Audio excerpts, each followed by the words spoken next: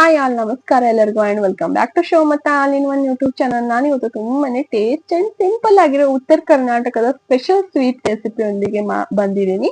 ಇದನ್ನ ಮಾಡೋದು ತುಂಬಾನೇ ಸುಲಭ, ಕ್ವಿಕ್ ಆಗಿ ಕೂಡ ಆಗುತ್ತೆ, ಆಮೇಲೆ ಟೇಸ್ಟ್ ಮಾತ್ರ ಸಖತ್ತಾಗಿರುತ್ತೆ. ಬನ್ನಿ ಹೇಗ್ ಮಾಡೋದು ಅಂತ ನೋಡೋಣ.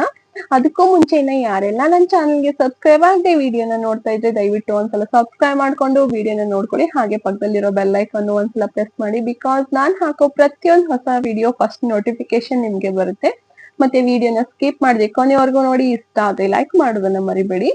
ಮತ್ತೆ ಕುಕಿಂಗ್ ಅಲ್ಲಿ ಆಗಿರ್ಬೋದು, ಅಥವಾ ಟ್ರಾವೆಲಿಂಗ್ಸ್ ಅಲ್ಲಿ, ಅಥವಾ ಮೆಹಂದಿಲಿ ಅಥವಾ ಹೋಮ್ ಡೆಕೋರ್ ಅಲ್ಲಿ ಇಂಟ್ರೆಸ್ಟ್ ಇದ್ದವರು ಮಿಸ್ ಮಾಡದೆ ನನ್ನ ಚಾನಲ್ ನ ಸಬ್ಸ್ಕ್ರೈಬ್ ಮಾಡ್ಕೊಳ್ಳಿ. ಯಾಕಂದ್ರೆ ನಾನ್ ವಿಡಿಯೋಗಳನ್ನ ಮಾಡೋದು ಈ ಟಾಪಿಕ್ಸ್ ಗಳನ್ನ ಇಟ್ಕೊಂಡು. ಬನ್ನಿ ಇವಾಗ ಸ್ವೀಟ್ ನ ಹೇಗ್ ಮಾಡೋದು ಅಂತ ನೋಡೋಣ.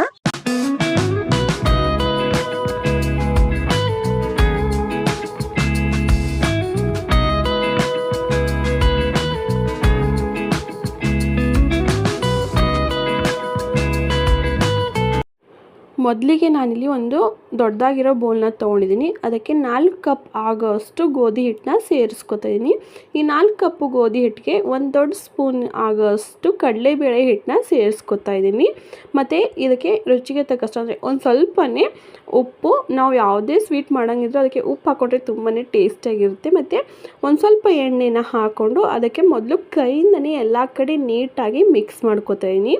ಕೈಯಿಂದ ನೀಟಾಗಿ ಮಿಕ್ಸ್ ಮಾಡ್ಕೊಂಡಾದಮೇಲೆ ಅದಕ್ಕೆ ಒಂದು ಸ್ವಲ್ಪನೇ ನೀರನ್ನ ಸೇರಿಸ್ಕೊಂಡು ಚಪಾತಿ ಹಿಟ್ಟಿರುತ್ತಲ್ಲ ಆ ಹದಕ್ಕೆ ನಾನಿಲ್ಲಿ ಕಲಿಸ್ಕೊತಾ ಇದ್ದೀನಿ. ಮಾಮೂಲಿ ಚಪಾತಿ ಹಿಟ್ಟು ನಾವು ಯಾವ ಥರ ಕಲಿಸ್ಕೊತೀವೋ ಸೇಮ್ ಅದೇ ಥರ. ಈ ಸ್ವೀಟ್ಗೆ ನಮ್ಮ ಉತ್ತರ ಕರ್ನಾಟಕದ ಕಡೆ ಮಲೋದಿ ಅಂತ ಕರೀತಾರೆ. ಮನೆಗೆ ಯಾರಾದರೂ ಬಂದರೆ ನೆಂಟರು, ಅಥವಾ ನಾವು ಯಾರಾದರೂ ನೆಂಟರು ಮನೆಗೆ ಹೋಗ್ತಾ ಇದ್ದರೆ ಈ ಮಲೋದಿನ ಮಾಡ್ಕೊಂಡು ಹೋಗೋದು ತುಂಬಾ ವಾಡಿಕೆ. ನಮ್ಮ ಉತ್ತರ ಕರ್ನಾಟಕದ ಸ್ಪೆಷಲ್ ಸ್ವೀಟ್ ಅಂತಲೇ ಹೇಳ್ಬೋದು. ಇಲ್ಲಾಂತಂದರೆ ಯಾವುದಾದ್ರೂ ಹಬ್ಬದ ಸಮಯದಲ್ಲೂ ಈ ಮಲೋದಿನ ಮಾಡಿಬಿಟ್ಟು ಮಾವಿನಕಾಯಿ ಶೀಕರಣಿ ಅಥವಾ ಹಾಲು ತುಪ್ಪನ ಹಾಕ್ಕೊಂಡು ತಿಂದರೆ ತುಂಬಾ ಟೇಸ್ಟಿಯಾಗಿರುತ್ತೆ. ಮಿಸ್ ಮಾಡಿದೆ, ನೀವು ಒಂದ್ಸಲ ಟ್ರೈ ಮಾಡಿ ನೋಡಿ ಈ ಉತ್ತರ ಕರ್ನಾಟಕದ ಸ್ಪೆಷಲ್ ಸ್ವೀಟ್ನ. ನೋಡಿ ಇವಾಗ ಈ ಥರ ನಾನಿಲ್ಲಿ ಹಿಟ್ಟನ್ನ ಕಲಿಸ್ಕೊಂಡಿದ್ದೀನಿ, ಸೇಮ್ ಚಪಾತಿ ಹಿಟ್ಟು ಥರ. ಇವಾಗ ಇದಕ್ಕೆ ನಾನು ಒಂದು 10 ರಿಂದ 15 ನಿಮಿಷ ರೆಸ್ಟಲ್ಲಿ ಬಿಟ್ಟು ಮತ್ತೆ ಓಪನ್ ಮಾಡಿ ನೋಡ್ತಾ ಇದ್ದೀನಿ. ತುಂಬಾ ಚೆನ್ನಾಗಿ ಬಂದಿದೆ ಹಿಟ್ಟು.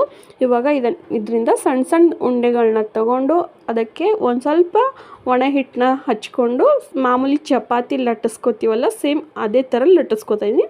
ಆದರೆ ಚಪಾತಿಗಿಂತ ಒಂದು ಸ್ವಲ್ಪ ದಪ್ಪ ಇರಬೇಕು. ಯಾವ ಥರ ಅಂದರೆ 2 ಚಪಾತಿ ಸೇರಿಸಿದ್ರೆ ಆಗುತ್ತಲ್ಲ ಅಷ್ಟು ದಪ್ಪ ಇದ್ದರೆ ಸಾಕು. ಎಲ್ಲನೂ ಒಂದೇ ಸಲ ನಾನು ಇವಾಗ ಮಾಡಿ ಎತ್ತಿಟ್ಕೊತಾ ಇದ್ದೀನಿ. ಒಂದೇ ಸಲ ಬೇಕಾದ್ರೂ ಮಾಡ್ಕೋಬೋದು, ಅಥವಾ ಒಂದೊಂದೇ ಲಟ್ಟಿಸ್ಕೊಂಡು ಒಂದೊಂದೇ ಬೇಯಿಸ್ಕೊಂಡು ಕೂಡ ಹೋಗ್ಬೋದು. ಆ ಥರ ಮಾಡಿದ್ರೆ ಒಂದು ಸ್ವಲ್ಪ ಲೇಟ್ ಆಗುತ್ತೆ, ಗ್ಯಾಸು ವೇಸ್ಟ್ ಆಗುತ್ತೆ ಅಂತ ನಾನು ಎಲ್ಲನೂ ಒಂದೇ ಸಲ ಲಟ್ಟಿಸ್ಕೊಂಡು ಒಂದು ಕಡೆ ಎತ್ತಿಟ್ಕೊತಾ ಇದ್ದೀನಿ. ಅದಾದಮೇಲೆ ಒಂದು ತವೆನ ಕಾಯೋಕ್ಕಿಟ್ಟು ಮಾಮೂಲಿ ಚಪಾತಿ ಬೇಯಿಸ್ಕೊತೀವಲ್ಲ ಸೇಮ್ ಅದೇ ಥರ, ಆದರೆ ಇದು ಒಂದು ಸ್ವಲ್ಪ ದಪ್ಪ ಇರುತ್ತಲ್ಲ ಅದಕ್ಕೆ ಜಾಸ್ತಿ ಬೇಯಿಸ್ಕೋಬೇಕಾಗುತ್ತೆ. ಮತ್ತು ಚಪಾತಿಗೆ ಹಚ್ಚುವಷ್ಟು ಎಣ್ಣೆನ ಇದಕ್ಕೆ ಹಚ್ಚಬಾರ್ದು, ಒಂದು ಸ್ವಲ್ಪನೇ ಎಣ್ಣೆನ ಹಚ್ಕೊಂಡು ಜಾಸ್ತಿ ಬೇಯಿಸ್ಕೋಬೇಕಾಗುತ್ತೆ.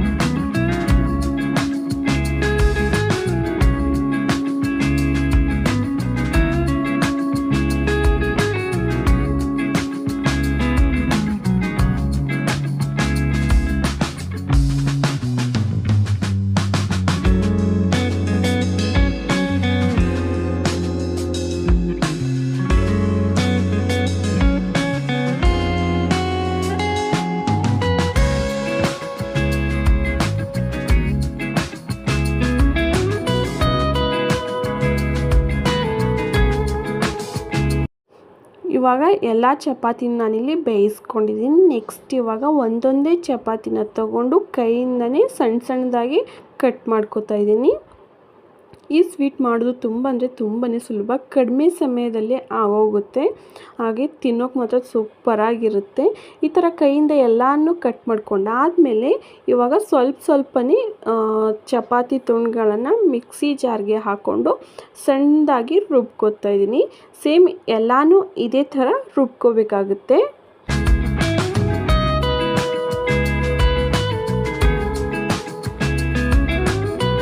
ಇವಾಗ ಎಲ್ಲ ಚಪಾತಿನೂ ಇದೇ ಥರ ಮಿಕ್ಸಿಗೆ ಹಾಕ್ಕೊಂಡಾದಮೇಲೆ ನೆಕ್ಸ್ಟು 4ರಿಂದ 5 ಏಲಕ್ಕಿ, ಒಂದು ಸ್ವಲ್ಪ ಕಡಲೆಪಪ್ಪು ಮತ್ತು ಒಂದು ಸ್ವಲ್ಪ ಪೀನಟ್ಸ್ ಫ್ರೈ ಮಾಡ್ಕೊಂಡಿರೋದು ಮತ್ತು ಒಂದು ಸ್ವಲ್ಪ ಸೋಪು, ನಮ್ಮ ಕಡೆ ಅದನ್ನು ಸೋಪು ಅಂತ ಕರೀತಾರೆ. ಇದನ್ನೆಲ್ಲ ಸೇಮ್ ಅದೇ ಮಿಕ್ಸಿ ಜಾರ್ಗೆ ಹಾಕ್ಕೊಂಡು ಹೀಗೆ ತರಿಯಾಗಿ ರುಬ್ಕೊಂಡು ಇದಕ್ಕೇ ಸೇರಿಸ್ಕೊತಾ ಇದ್ದೀನಿ. ಮತ್ತು ಇದಕ್ಕೆ ರುಚಿಗೆ ತಕ್ಕಷ್ಟು ಸಕ್ಕರೆನೂ ಸೇಮ್ ಮಿಕ್ಸಿ ಜಾರ್ಗೆ ಹಾಕ್ಕೊಂಡು ಸಣ್ಣದಾಗಿ ರುಬ್ಕೊಂಡು ಇದಕ್ಕೇ ಸೇರಿಸ್ಕೊತಾ ಇದ್ದೀನಿ.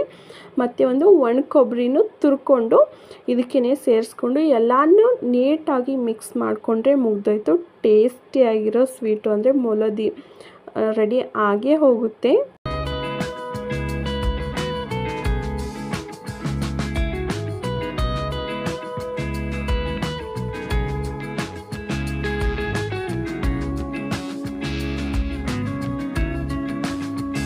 ಈ ಉತ್ತರ ಕರ್ನಾಟಕದ ಹಳ್ಳಿ ಶೈಲಿಯ ಸ್ವೀಟ್ ರೆಸಿಪಿ ನಿಮಗೆ ಇಷ್ಟ ಆಗಿದೆ ಅಂತ ಅನ್ಕೋತೀನಿ. ಇಷ್ಟ ಆದರೆ ಒಂದು ಲೈಕ್ ಮಾಡೋದನ್ನು ಮರಿಬೇಡಿ. ಹಾಗೆ ಮುಂದೆನೂ ಸಹ ಇದೇ ಥರ ಹೊಸ ವಿಡಿಯೋದೊಂದಿಗೆ ನಾನು ಬರ್ತೀನಿ. ಅಲ್ಲಿವರೆಗೂ bye, take care, thank you for watching my channel.